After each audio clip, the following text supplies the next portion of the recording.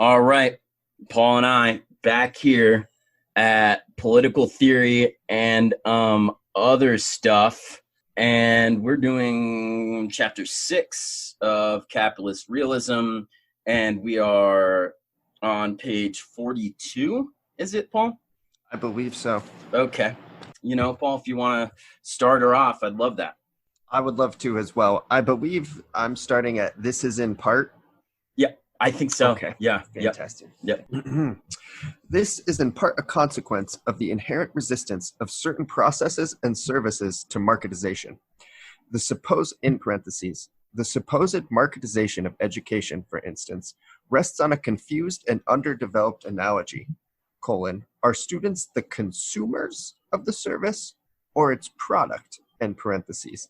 The idealized market was supposed to deliver friction-free exchanges in which the desires of consumers would be met directly without the need for intervention or mediation by regulatory agencies. Yet the drive to assess the performance of workers and to measure forms of labor which, by their nature, are resistant to quantification, has inevitably required additional layers of management and bureaucracy. What we have is not a direct comparison of workers' performance or output, but a comparison between the audited representation of that performance and output. Inevitably, a short-circuiting occurs, and work becomes geared towards the generation and messaging of representations rather than to the official goals of the work itself. Indeed, an anthropological study of local government in Britain argues that more effort goes into ensuring that a local authority's services are represented correctly than goes into actually improving those services. This reversal of priorities is one of the hallmarks of a system which can be characterized without hyperbole as market Stalinism. What late capitalism repeats from Stalinism is just this valuing of symbols of achievement over actual achievement. As Marshall Berman explained, describing Stalin's White Sea Canal project of 1931 through 1933. Stalin seems to have been so intent on creating a highly visible symbol of development that he pushed and squeezed the project in ways that only retarded the development of the project. Thus, the workers and the engineers were never allowed the time, money, or equipment necessary to build a canal that would be deep enough and safe enough to carry 20th century cargoes.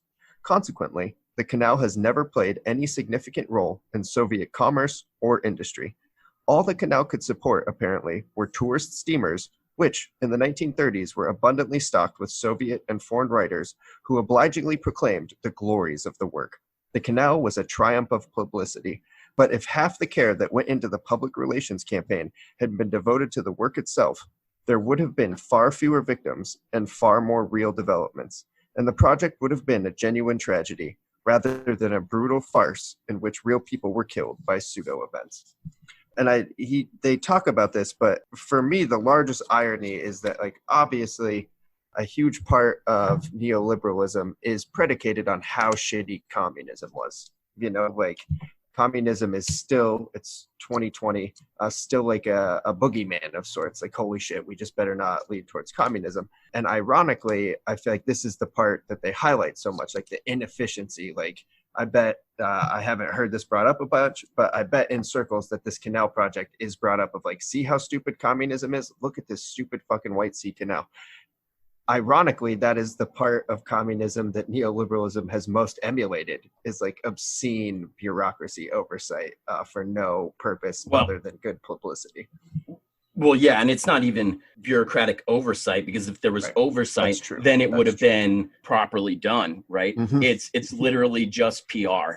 It has nothing to do with bureaucratic oversight and everything to do with PR. That is super frustrating. And I wonder if there had been less international scrutiny on the USSR, if Stalin would have done less of that. If he didn't, if there wasn't pressure to prove that they could do this, and do this as quickly, one would hope, at least, that there would have been less of that. And I think this is one of those things that our boy Destiny talks about or if he doesn't talk about this, it's funny because this is probably one of those books that he will never read and doesn't read it out of spite because he's had so many leftists tell him to read it. Yeah. But if he did read it, this, I think, to a certain extent would be something that he would love, because it's one of those problems that seems to be, universal, whether it be in neoliberalism or in, you know, a society that's attempting to move towards communism. You still have excessive PR that trumps actual development, and that's unfortunate and disconcerting. Yeah, and it happens in so many places. Like, this is such a tangent, I'm sorry. Randomly, not too long ago, I was just like, fuck, how much do video games, like high-end video games, take to make? And so I was like looking up God of War and like Uncharted and those sorts of games. And the development costs were like 40, 50 million, which was actually lower than I thought they would be. But then total to market cost would be like 220 million. And the extra stuff would be like marketing campaigns, creating like special, you know, the like insanely expensive collector's edition sort of stuff. All that sort of stuff was so much more money was spent on that than the game. And all I would wonder is, God, imagine how much better that game would be if they had given 60, 70 more million to game development instead of fucking ads that no people will not remember in 3-4 years. Did you look up how much they're spending on that sort of stuff for Star Citizen? I did not. Because that would be interesting because, you know, that is just crowdfunded. And they've got, I think thus far they've crowdfunded 220 million.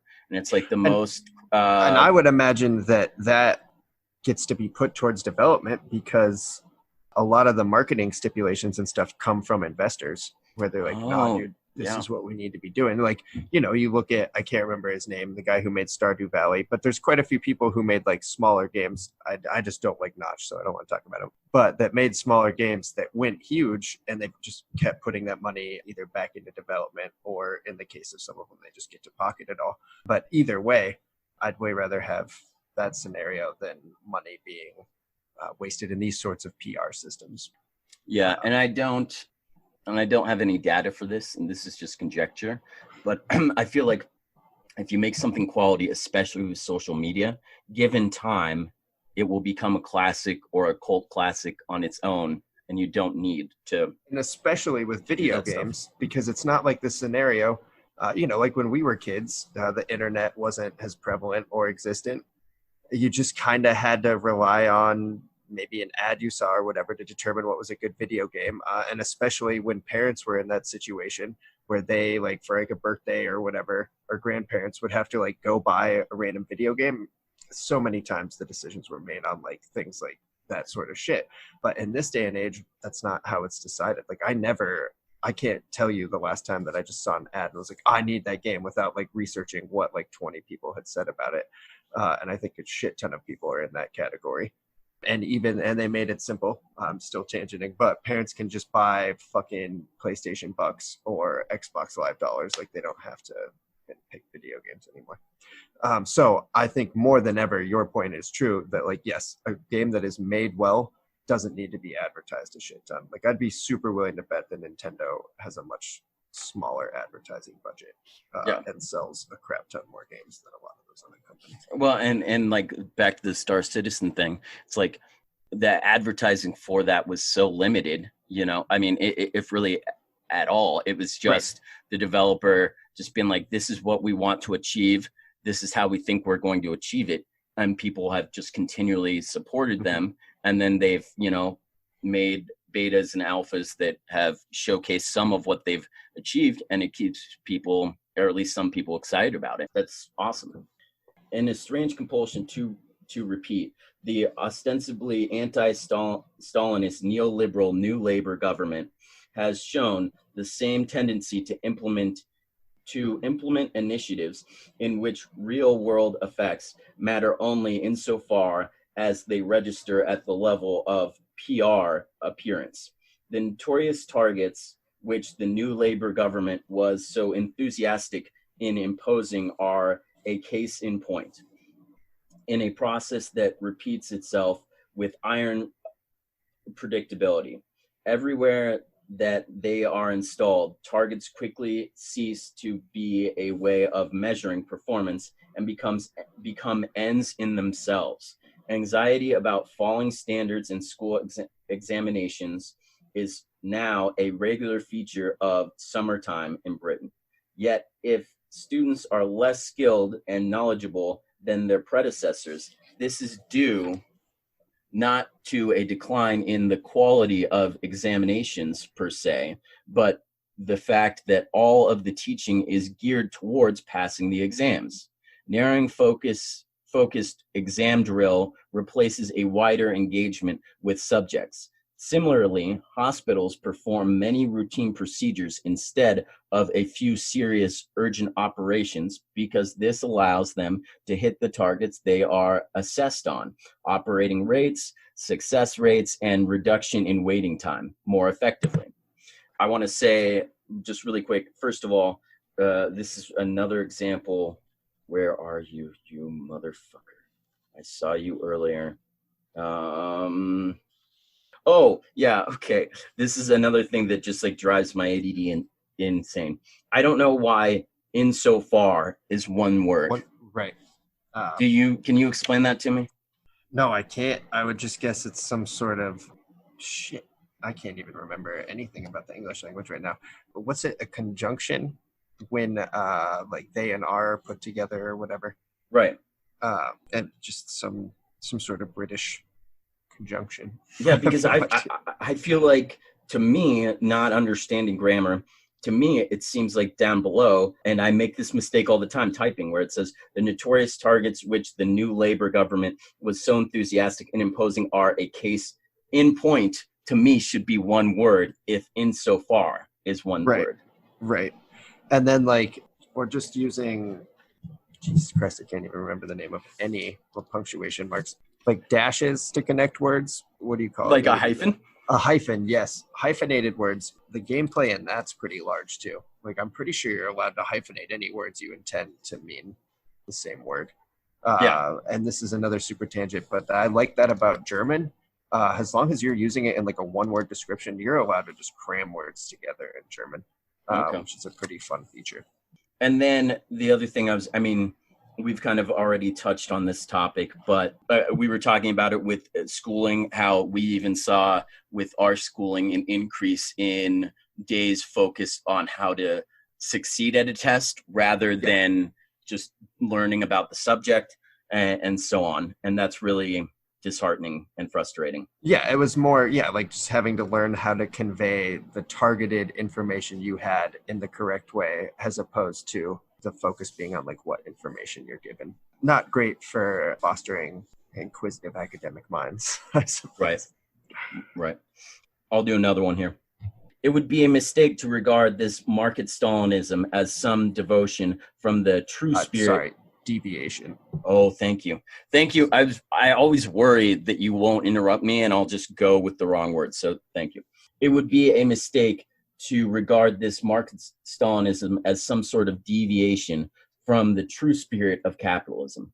On the contrary, it would be better to say that an essential dimension of Stalinism was inhibited by its association. Yeah. Okay. On the contrary, it would be better to say that an essential dimension of Stalinism was inhibited by its association with a social project like socialism, and can only emerge in a late capitalist culture in which images acquire an autonomous force. I'll just finish the paragraph and then we can talk about that. The way value is generated on the stock exchange depends, of course, less on what a company really does and more on perception of and the beliefs about its future performance. In capitalism, it is to say all that is solid melts into PR. And late capitalism is defined at least as much by this ubiquitous tendency towards PR production as it is by imposition of market mechanisms. So that sentence makes more sense to me now that I have the context of the rest of the paragraph. And basically all that's being said there is that Stalinism couldn't maximize its potential in a socialist framework, that in the late capitalist framework where a PR is paramount, it is able to reach its zenith.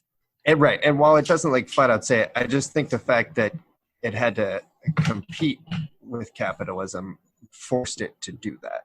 That's the world spectrum. Yeah, because capitalism did frame everything in a PR competition in like a desire. Well, they were both doing it, I suppose. Like both the communist regimes and capitalist regimes were trying to sway people onto their side. And I could be wrong about this, but I feel like the capitalist side really pushed that. Like it would choose events and it would be like, this is the hallmark decision between capitalism and communism. Like the space race, how much food was available in a grocery store at any time.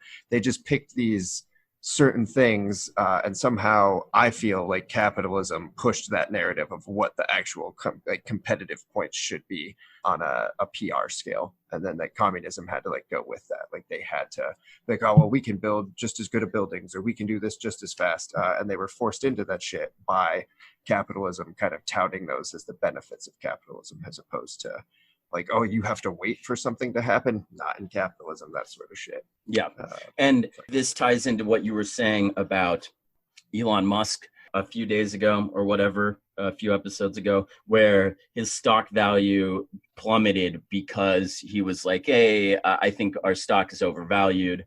And then also, the times where press release happens, memo comes out from like Amazon being like, hey, we're thinking about possibly teaming up with other investors to possibly do healthcare. And then the other insurance companies' stock plummets just from them saying that we might be thinking about doing this. Yep. And that ties into the whole and beliefs about its future performance, and the whole PR production. Did you want to head up the next paragraph? Here, Zizek's elaboration of Lacan's concept of the big other is crucial. The big other is the collective fiction, the symbolic structure presupposed by any social field. The big other can never be encountered in itself. Instead, we only ever confront its stand-ins. These representatives are by no means always leaders. In the example of the White Sea Canal above, for instance, it wasn't Stalin himself who was the representative of the big other, as much as the Soviet and foreign writers who had to be persuaded of the glories of the project. One important dimension of the big other is that it does not know everything. It is this constitutive ignorance of the big other that allows public relations to function. Indeed, the big other could find as the consumer of PR and propaganda, the virtual figure which is required to believe even when no individual can. To use one of Zizek's example, who was it, for instance, who didn't know that really existing socialism, parentheses RES, was shabby and corrupt? Not any of the people who were all too aware of its shortcomings, nor any of the government administrators who couldn't but know. No, it was the big other who was the one deemed not to know, who wasn't allowed to know. The quotidian reality of RES. Yet the distinction between what the big other knows, i.e., what is officially accepted, and what is widely known and experienced by actual individuals, is very far from being merely emptily formal. It is the discrepancy between the two that allows ordinary social reality to function. When the illusion that the big other did not know can no longer be maintained, the incorporeal fabric holding the social system together disintegrates. This is why Khrushchev's speech in 1965, in which he admitted the failings of the Soviet state, was so momentous. It is not as if anyone in the party was unaware of the atrocities and corruption carried out in its name, but Khrushchev's announcement made it impossible to believe anymore that the big other was ignorant of them. That's a just wild situation to be stuck in. I don't understand what is being said. Well, like, for instance, for a modern example, like coronavirus, like from my perspective, it is very clear that in early May of 2020, that the American government did not handle the response to coronavirus well on a whole. We still have cases rising when a lot of other countries are kind of out of the thick of it. We're still doing terribly because we were so hesitant to do anything that could be contrary to a booming economy. And so you have, there are places that are doing well. I don't mean to say it's ubiquitous throughout the United States. But the switch is that we don't have just a widespread acceptance that we're fucking up. Like even media entities like CNN and MSNBC that were pretty critical of the initial response are now pretty much pushing like it's a decent time to reopen, like we should be starting to phase this in. And in a lot of places within the last week, there have been multiple days where those are the largest single spikes. But because we don't have this like whole acknowledgement by the people consuming the media, just by like that entity that is our societal belief, we don't have this full pendulum swing to like, hold the fuck on. Why is this going so shitty? We need to do a better job of this.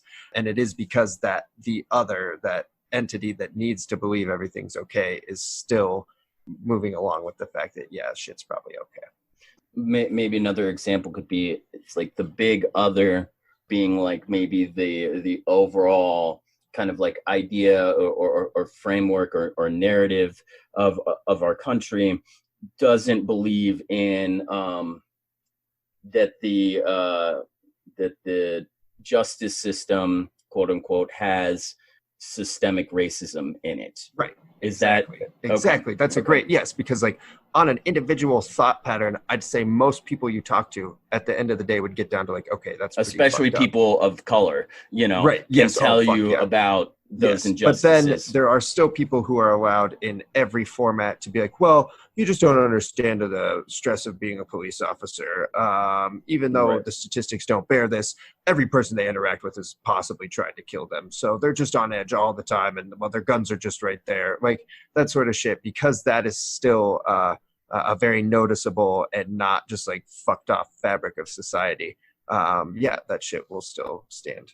So yeah, I would say it is that like, that teetering point between like, yes, lots of individuals realize this is fucked up, but not fucked up enough to do something about it. Maybe like we'll still accept that this is a reasonable part of society that we can push off. Or maybe it's like the individual, some individuals realize this, but the individuals that matter don't talk about it publicly to change like the zeitgeist or the cultural like hegemony or whatever. Yeah, exactly. And, I'd say healthcare is a great example of it as well, where like, dude, talk to any individual American about their healthcare and they're going to be like, God, fucking damn it. My insurance sucks. This doctor wait time sucks. But you get like a group speak thing going on and people are like, well, at least we're not in Europe where people have to wait their whole lifetimes to get, a doctor checkup and shit like that. Like there's all these falsities still behind it that allow the American public to accept it as what, without like revolting. Do we want to I think that's a good place to stop because the next time we start talking about really existing socialism. Totally. And I just really the idea of big other is an interesting one. And that I found that once I felt like I could get my head around it, I found that to be and one last thing, like kind of I would have said bigger switch if it wasn't don't be mad at me. I think it's shitty we ignore the Tara Reid thing, the Joe Biden Tara Reid. Tara Reid. But the Me Too movement was almost a good example of a switch of the big other, where for years that sort of behavior was just kind of like swept under the rug. It was known about, people were aware of it, but they're like, and then there was that switch where it's like, no, we're not going to accept this shit any longer. These people are going to be in trouble. And so that could almost be, maybe it wasn't permanent, but there was a temporary switch of the big other's perspective of men being total shitbags. That's sick. That's a good example. And I also really enjoyed his example of like PR in the USSR and how, and I'm sure I know there are other countless examples because they were in like a PR war versus capitalism. Yeah, I didn't know about that canal example. And I find that interesting. So, next time we will be part 3 of chapter 6 of Capitalist Realism. We, learned some shit, did a word of the day with, what was it? Quotidian. And that's just like daily life, right? Yeah. Okay. Yep. And learned some cool shit. Hope you guys had a good time. And we look forward to seeing you next time. Have a great day.